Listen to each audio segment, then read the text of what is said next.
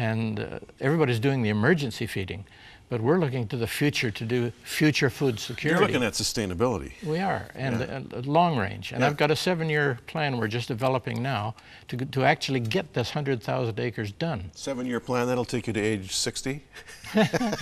I'll be 81. Wow. Now, and I'm going to get there. Oh, sure you will. Well, I mean, if you're like your father, you'll get there, and then some.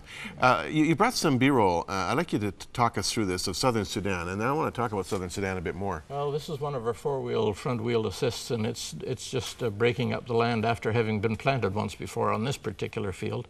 And so that's just going to be for replanting. That's the kind of country we have, 100,000 acres of it. The roads aren't very good, by the way. No. And these little kids, you know, some of them are getting chubby now because they're eating. This is how we take the trees out. We just bulldoze them over and drag them away and then clean it up and start growing corn. This, we believe, is beating our plows into, our swords into plowshares. Yeah. And we're downing trees. This field, we've cleared all the trees out of there, by the way, but we've got produce coming off the land that is just, I mean, corn, beans, you name the grain, sorghum, sesame, eggplant, you've seen it. You can grow anything, literally, you can grow anything. It's kind of like Uganda, right? Uganda is so fertile. Yeah, well, it edges on. In fact, we're only 21 kilometers to this big farm. In fact, we're working toward the Uganda border. That's where those 100,000 acres are. And so we're having to build some of our own roads. That's why we need bulldozers. Any border issues? I mean, if you're that close to Uganda? Well, there were a few issues where people were encroaching from Uganda to use this fertile land, but they solved that problem by giving that land to us to avoid a political conflict. And they just say, well, it belongs to the Savannah Farmers Co-op. The Savannah Farmers Co-op, which you started. Yeah. And the Ugandans respect the fact that you own this 100,000 acres? Yeah, yeah.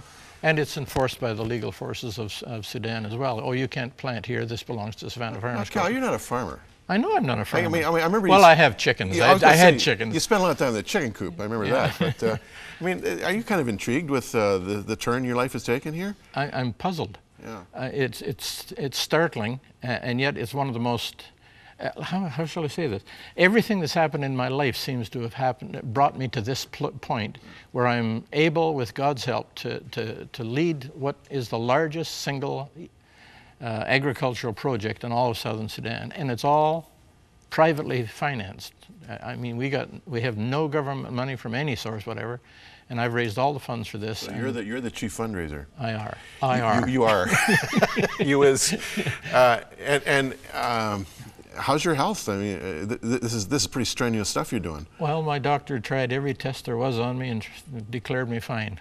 Well, there you go. I mean, he tried to find something wrong, and you know, maybe he found a hangnail or something, but I mean, everything's fine. I'm in great shape. No, I'm in great condition. My shape could do some improvement. Like the woman I heard interviewed one time said, you know, the doctor, he was concerned about my head, and he checked my head, and he said, you know, there's nothing there.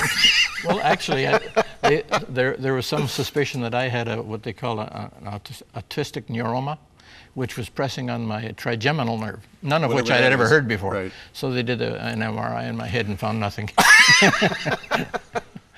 Now let's talk about Sudan. There's a referendum coming up. Yes. In January. January. And when I heard about this, I was intrigued because it seemed to me that the North really was the dominant force, and the South was always going to be under the thumb of the North. But things have shifted. Well, there has a peace agreement was signed in 2005 on January the 9th. I was there for the ceremony, and you know, Colin Powell sitting here and all these world leaders in here. They gave me diplomatic status. But anyway, I sat there and watched this peace agreement, which is really a farce because the North has no intention of honoring it. But certain steps had to be taken. For instance, democratic election of all of Sudan. That took place. It wasn't democratic, but it did actually happen, which paved the way for the referendum to take place next year. And the South is very, very confident that this referendum will be 99.9% separation from North and become a separate black African country. Are you astonished at this? Like, did this surprise you that this resurgence of the South would happen? In some ways, no, because so much of the leadership is Christian. Yeah. And they have believed God, and they said God brought them to the place of the Comprehensive Peace Agreement signing. God has protected them in the meantime. There are skirmishes at the border, but those are kind of almost incidental. And yes, there are lives being lost. And the border actually hasn't been defined even at this point, exactly. And there are disputes over that. But quite frankly, I am very, very confident that the South will be able to carry itself.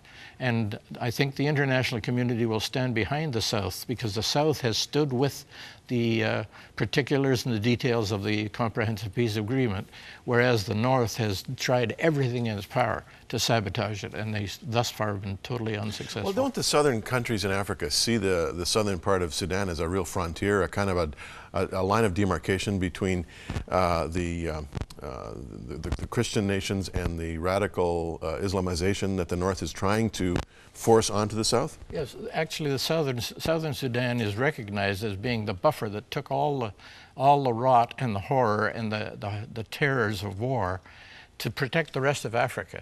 Yeah. And they have stood firm, and their faith is in God. You can hear that God has brought it. Jesus did this. I mean, I could tell you some of the miracles. For instance, mango trees that are seasonal.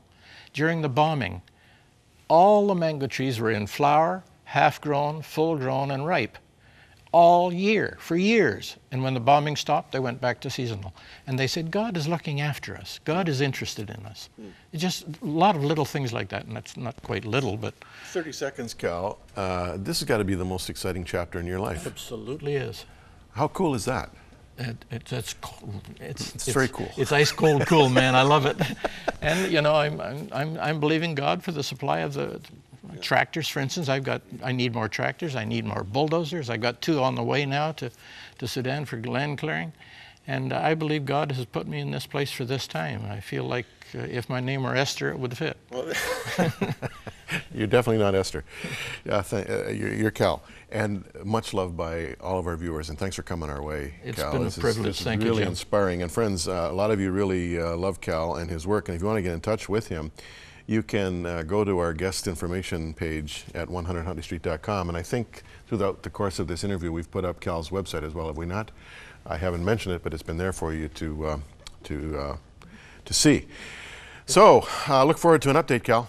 Okay, harvestsudan.com. Harvestsudan.com. Or calbombayministries.org. One or the other. Thanks. God bless you.